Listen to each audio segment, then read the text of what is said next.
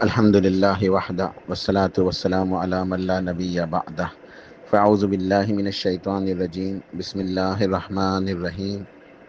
قال اللہ سبحانہ وتعالی ان الذین فتنوا المؤمنین والمؤمنات ثم لم يتوبوا فلهم عذاب جہنم ولهم عذاب الحریق ان الذين آمنوا وعملوا الصالحات لهم جنات تجري من تحتها الأنهار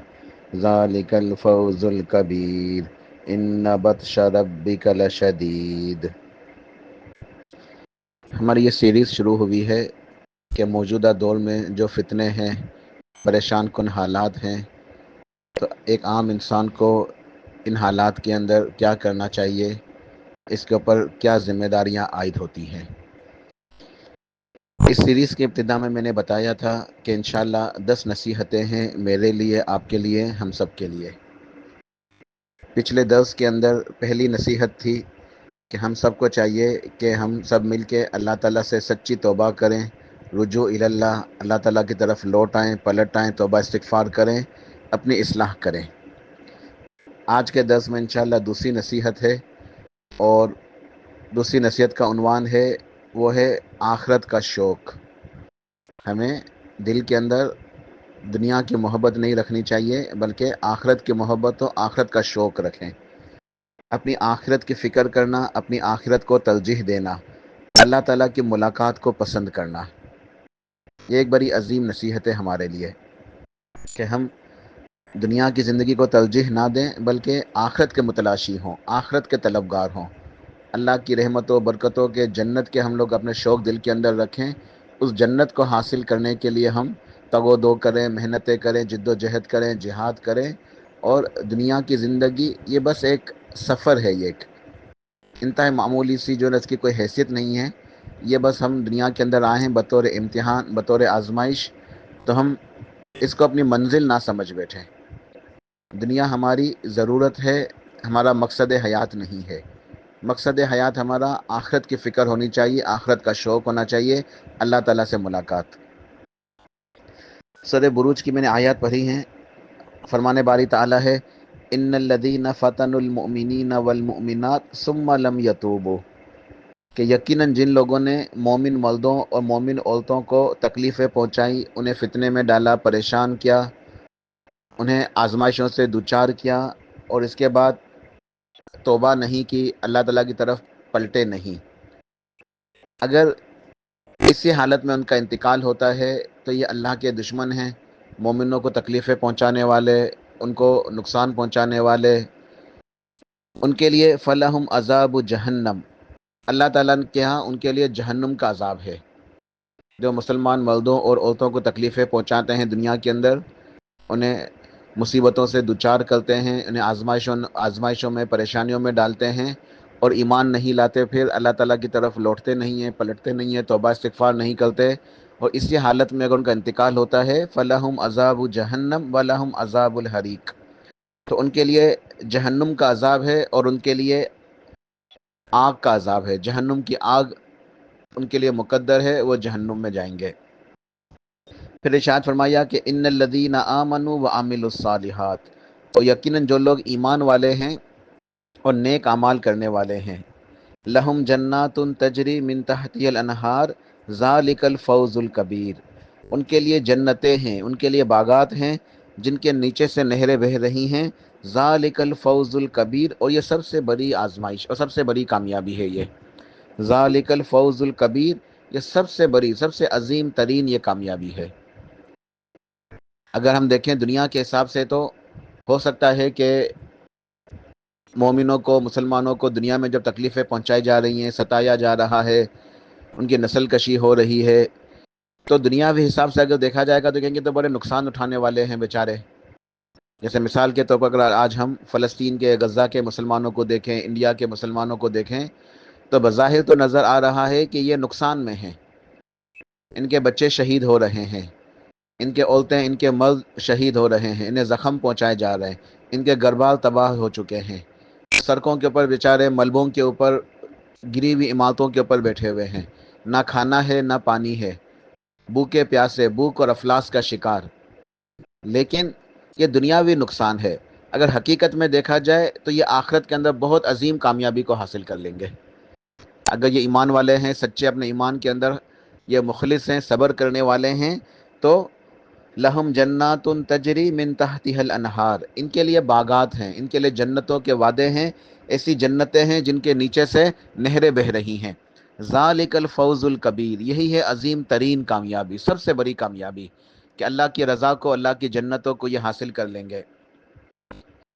ان بطش ربک لشدید، اور یاد رکھنا چاہیے کہ اللہ کی گرفت بہت ہی شدید ہے، اللہ کی پکڑ بہت ہی سخت ہے۔ جب اللہ ظالم کو پکڑتا ہے، جب ظالم کی مہلت ختم ہوتی ہے، اس کا انجام آ جاتا ہے، پھر اسے کوئی بچا نہیں سکتا ہے۔ دنیا میں ایک مہلت ہے، آزمائش ہے، امتحان کے طور پہ ظالم کو ڈیل مل جاتی ہے، لیکن جب اللہ تعالیٰ کی طرف سے اس کی پکڑ آتی ہے، گرفت آتی ہے، پھر اس ظالم کو کوئی بچا نہیں سکتا۔ وہ دنیا کے اندر بھی عذاب کے اندر مبتلا ہوتا ہے، اور آخرت کا عذاب تو بہت ہی شدید ہے، بہت ہی دردناک ہے۔ تو ہمیں چاہیے کہ ہم موجودہ حالات کے اندر اپنی آخرت کی فکر کریں، آخرت کا شوق رکھیں۔ اللہ پاک نے ارشاد فرمایا سورہ صف کے اندر، یا ایھا الذین آمنوا هل ادلکم علی تجارۃ تنجیکم من عذاب علیم، اے ایمان والو، کیا میں تمہیں خبر دے دوں، کیا میں تمہیں نہ بتلا دوں ایک ایسی تجارت کے بارے میں، ایک ایسا سودا ہے، ایک ایسی تجارت ہے، ایک ایسا لین دین ہے جو تمہیں دردناک عذاب سے بچا لے، جو تمہیں دردناک عذاب سے بچانے کا ذریعہ بن جائے گا۔ وہ تجارت، وہ سودا، اگر تم وہ تجارت کرو گے، وہ سودا کرو گے، تو تم دردناک عذاب سے بچ جاؤ گے۔ اور وہ کیا ہے؟ تؤمنون باللہ ورسولہ وتجاہدون فی سبیل اللہ باموالکم وانفسکم، کہ تم اللہ تعالیٰ کے اوپر، اس کے رسول کریم صلی اللہ علیہ وسلم کے اوپر ایمان لے آؤ اور اللہ کے راستے میں جہاد کرو۔ تم ایمان لاؤ اور اللہ کے راستے میں جہاد کرو، اپنی مالوں سے، اپنی جانوں سے، اللہ کے راستے میں کوششیں کرو، محنتیں کرو، جد و جہد کرو، جہاد کرو، اپنی جانوں سے بھی اور اپنے مالوں سے بھی جہاد کرو۔ ذالکم خیر لکم ان کنتم تعلمون، یہ تمہارے لیے بہت ہی بہترین ہے اگر تم علم رکھتے، اگر تمہیں پتہ ہوتا تو تم ضرور جہاد کرتے، تمہارے لیے بہت ہی بہترین ہے اگر تمہیں پتہ ہوتا۔ یغفر لکم ذنوبکم، جہاد کرنے کی برکت سے اللہ تعالیٰ تمہارے گناہوں کو معاف فرما دے گا۔ وَيُدْخِلْكُمْ جَنَّاتٍ تَجْرِي مِن تَحْتِهَا الْأَنْهَارُ، اور تمہیں ایسی جنتوں میں، ایسے باغات میں داخل کرے گا جن کے نیچے سے نہریں بہہ رہی ہیں۔ وَمَسَاكِنَ طَيِّبَةً فِي جَنَّاتِ عَدْنٍ، اور جنات عدن کے اندر اونچی والی اعلیٰ درجے کی جو جنت ہے، جنت فردوس، اس کے وسط میں جنت عدن، اس سب سے اونچی، سب سے اعلیٰ جنت کے اندر، جنت عدن کے اندر تمہیں پاکیزہ مساکن عطا ہوں گے، رہنے کی جگہ، محلات عطا ہوں گے، اچھے خوبصورت پاکیزہ محلات عطا ہوں گے تمہارا ٹھکانہ بنے گا جنات عدن کے اندر، اونچے اونچے خوبصورت محلات کے اندر۔ ذالک الفوز العظیم، یہی ہے سب سے عظیم ترین کامیابی، سب سے عظیم ترین کامیابی یہی ہے کہ اگر تم ایک ایسی تجارت کرو اللہ تعالیٰ کے ساتھ کہ اپنی جانوں کو، اپنی مالوں کو اللہ کے راستے میں لگا دو، تم اللہ تعالیٰ کے اوپر ایمان لاؤ، اس کے رسول کریم صلی اللہ علیہ وسلم کے اوپر ایمان لاؤ، اور تم اللہ کے راستے میں جہاد کرو اپنی جانوں سے، اپنی مالوں سے، تو تمہیں جنت عدن کے اندر ٹھکانہ ملے گا، عظیم محلات ملیں گے، تمہارے گناہ معاف ہو جائیں گے۔ ذالک الفوز العظیم، یہی سب سے عظیم ترین کامیابی ہے۔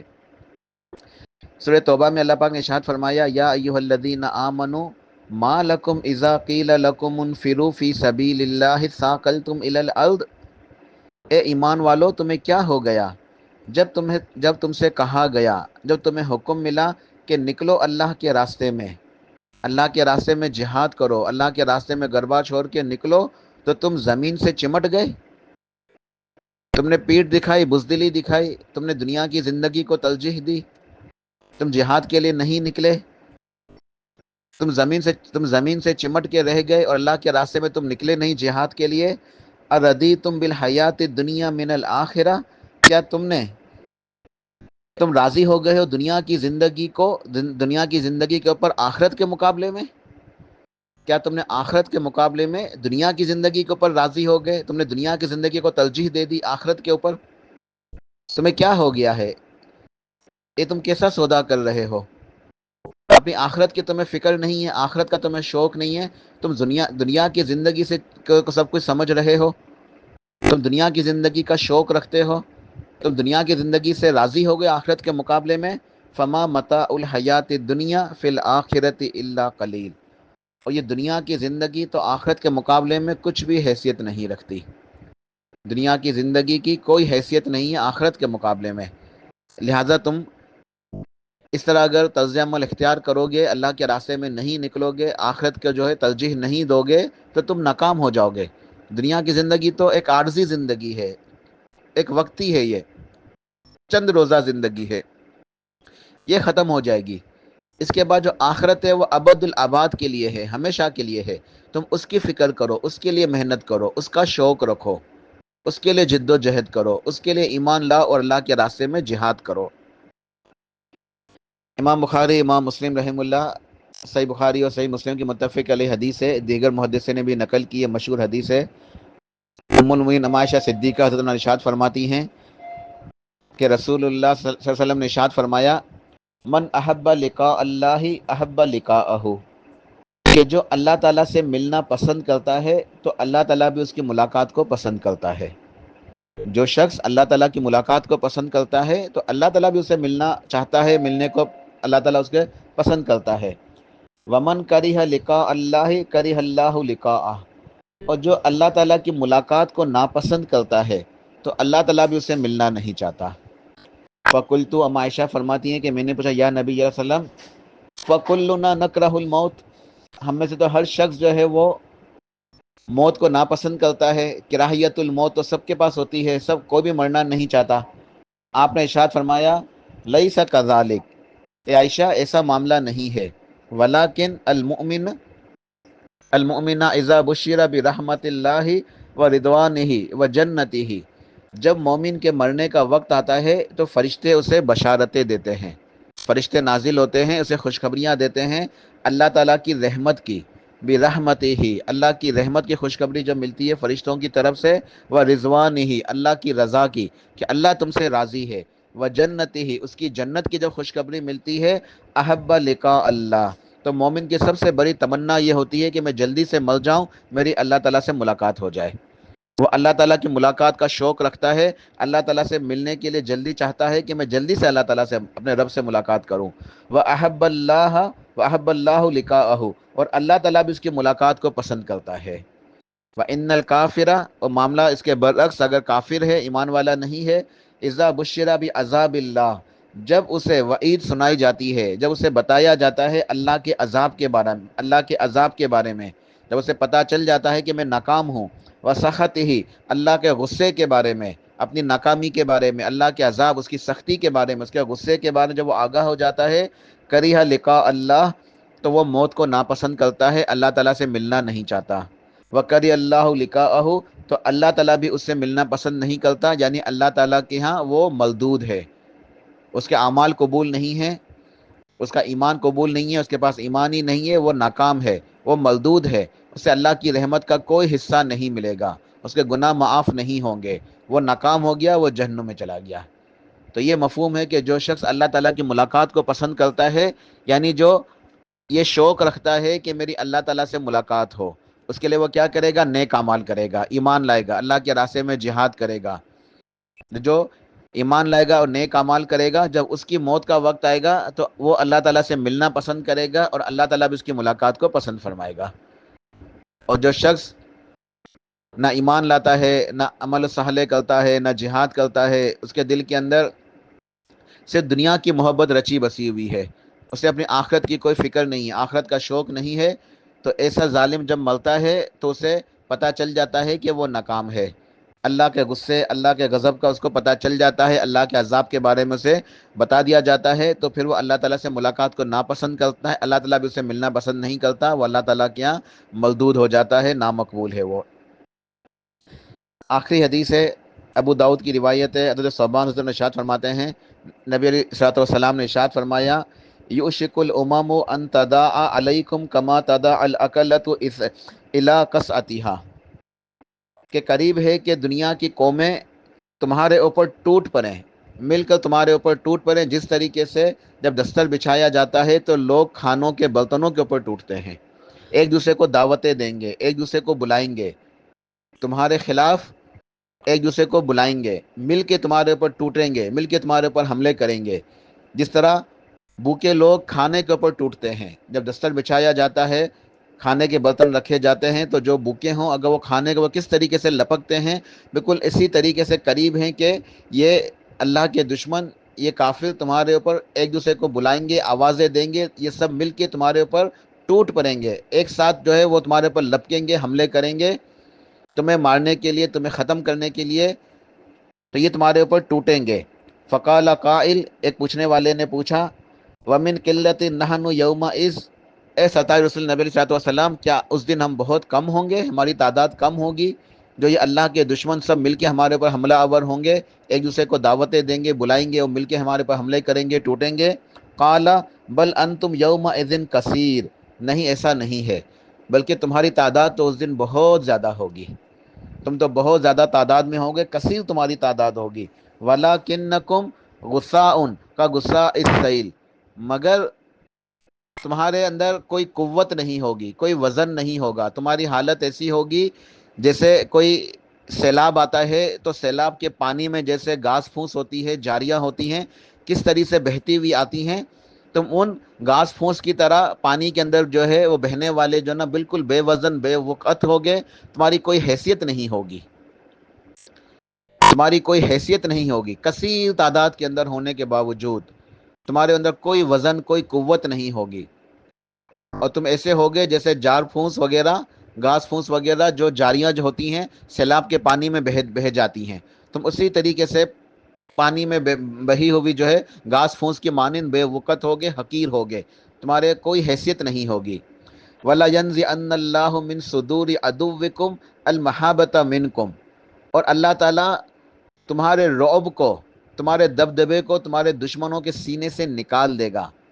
وہ نہ تمہاری پرواہ کریں گے، نہ تم سے ڈریں گے، تمہاری کوئی حیثیت کوئی قدر و منزلت نہیں ہوگی، تمہارا کوئی خوف نہیں ہوگا ان کے دلوں میں، تم بہت بڑی تعداد میں ہوگے لیکن وہ تم سے ڈریں گے نہیں، تم سے خوف نہیں کھائیں گے، تمہارا کوئی رعب کوئی دبدبہ نہیں ہوگا۔ وَلَا يَقْذِفَنَّ اللَّهُ مِن قُلُوبِكُمُ الْوَهْنَ، اور اللہ تعالیٰ تمہارے دلوں کے اندر وہن ڈال دے گا۔ فقال قائل، ایک پوچھنے والے نے پوچھا نبی علیہ السلام سے کہ ومل وہن، یہ وہن کیا ہوگا؟ قال حب الدنیا و کراہیت الموت، کہ دنیا کی محبت اور موت کے سے نفرت، تمہارے دلوں کے اندر دنیا کی محبت آ جائے گی، جب تم موت سے نفرت کرنے لگو گے، جہاد سے بھاگو گے، مرنے سے ڈرنے لگو گے، تم ہمیشہ جینا چاہو گے، دنیا کی زندگی میں ہی رہنا چاہو گے، دنیا کی زندگی کو سب کچھ سمجھو گے، دنیا کی زندگی کو ترجیح دو گے، اور موت کو ناپسند کرو گے، جہاد کو ناپسند کرو گے، اللہ تعالیٰ سے شہادت کو نہیں مانگو گے، جب تم اللہ تعالیٰ سے شہادت کو مانگو گے نہیں، تمہارے دلوں کے اندر شہادت کی طلب نہیں ہوگی، تو پھر یہی ہوگا کہ تمہارا کوئی رعب نہیں ہوگا، تمہارا کوئی دبدبہ نہیں ہوگا، بہت بڑی تعداد میں ہونے کے باوجود بھی تمہارے دشمن تمہارے اوپر مل کے حملہ آور ہوں گے، تمہارے اوپر ٹوٹ پڑیں گے، تمہیں ختم کریں گے، تمہیں نقصان پہنچائیں گے، اور تم سے بالکل بھی نہیں ڈریں گے وہ، کیونکہ تمہارے دلوں کے اندر دنیا کی محبت ہوگی اور موت سے نفرت ہوگی۔ تو ایک اور حدیث کا مفہوم ہے کہ جو شخص کبھی بھی جہاد کے بارے میں سوچتا ہی نہیں ہے، خیال بھی نہیں آتا، اس کے لیے تیاری نہیں کرتا، محنت نہیں کرتا، اس کی کبھی فکر ہی نہیں کرتا، تو جب اس کی موت آتی ہے اسی حالت میں، تو گویا ایسا ہے جیسے نفاق کے ایک شعبے کے اوپر اس کا انتقال ہوا ہے۔ تو مومن کے لیے لازم ہے کہ مومن اللہ تعالیٰ سے ملاقات کو پسند کرے، مومن کے دل کے اندر آخرت کا شوق ہونا چاہیے، دنیا کی محبت نہیں ہونی چاہیے، لہٰذا مومن اللہ تعالیٰ کے اوپر ایمان لاتا ہے اور اللہ تعالیٰ کے راستے میں جہاد کرتا ہے۔ تو جو موجودہ حالات ہیں، جو ذلتیں چھائی ہوئی ہیں، جو ہر طرف سے ایک نقصان ہو رہا ہے، چاروں طرف سے دشمن جو ہے وہ ٹوٹے ہوئے ہیں امت مسلمہ کے اوپر، اس کا حل یہی ہے کہ امت مسلمہ اللہ سے ڈرے، اپنی اصلاح کرے، سچی توبہ کرے اور اللہ کے راستے میں جہاد کرے، زندگی کی پرواہ نہ کرے، موت کو جو ناپسند نہ کرے، بلکہ شہادت کے لیے دعائیں کرے، شہادت کو مانگے اللہ تعالیٰ سے، آخرت کا شوق رکھے، آخرت کی فکر کرے، اللہ تعالیٰ سے ملاقات کا شوق ہونا چاہیے دل کے اندر۔ اگر یہ جذبہ سب مسلمانوں کے دلوں کے اندر پیدا ہو جائے تو انشاءاللہ تعالیٰ ضرور حالات بدلیں گے اور مسلمانوں کو غلبہ حاصل ہوگا، اللہ کی مدد آئے گی۔ اللہ کی مدد اس وقت آتی ہے جب مسلمان اللہ تعالیٰ کی طرف رجوع کرتے ہیں، اپنے ایمان کو صحیح کرتے ہیں اور اللہ کے راستے میں جہاد کرتے ہیں، پھر اللہ تعالیٰ کی مدد آتی ہے۔ تو موجودہ دور کے اندر ہماری ذمہ داری عائد ہوتی ہے، دوسری نصیحت ہے کہ ہم اپنی آخرت کی فکر کریں، موت کو سے نفرت نہ کریں، دنیا کی محبت کو دل کے اندر نہ رکھیں، بلکہ اچھے اعمال کریں، نیک اعمال کریں، تاکہ ہماری آخرت سنور جائے۔ اللہ پاک عمل کی توفیق عطا فرمائے۔ سبحان ربک رب العزت عما یصفون وسلام علی المرسلین والحمد للہ رب العالمین۔